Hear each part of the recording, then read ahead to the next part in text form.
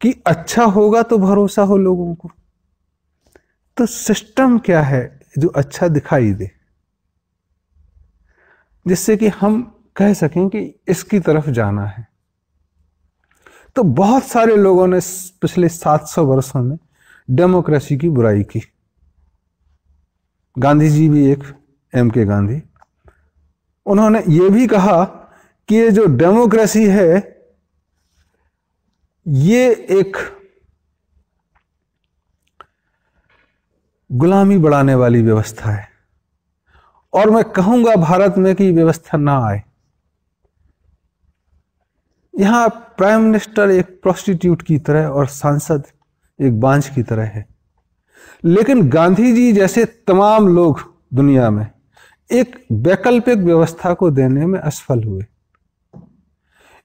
अगर आप एक अल्टरनेटिव सिस्टम नहीं देते हैं तो सूनर और later you will succumb to the pressure.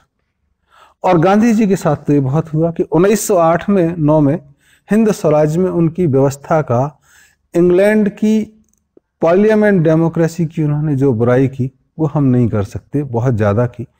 लेकिन 1921 में उसी किताब में उन्होंने लिखा कि मेरी कॉर्पोरेट एक्टिविटी यह है कि मैं पार्लियामेंट स्वराज लूं, उस सिस्टम को लेके आऊं भारत में जो गुलामी बढ़ाता है, जो बांझ है, जो वेश्यावृत्ति बढ़ाता है। तो अल्टरनेटिव सिस्टम नहीं आया, और कमोबेश उस बात को आज 100 बरस बीत गए हैं लगभग, और पूरी दुनिया में ये सिस्टम नहीं।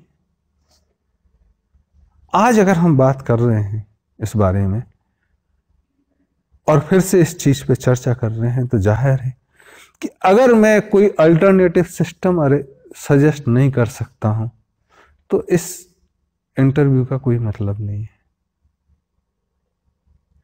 ऐसे में जब पिछले कई वर्षों में जो भी गुरुओं का, बुजुर्गों का आशीर्वाद रहा, उसमें ये सजेस्ट किया गया कि हो सकता है बात पुरानी लगे, लेकिन श्रम की, लेबर की, सभी वर्गों में, सभी लाइकिंग्स में और सभी उम्र में अगर विभाजन की व्यवस्था ठीक कर दी जाए तो ठीक होगा।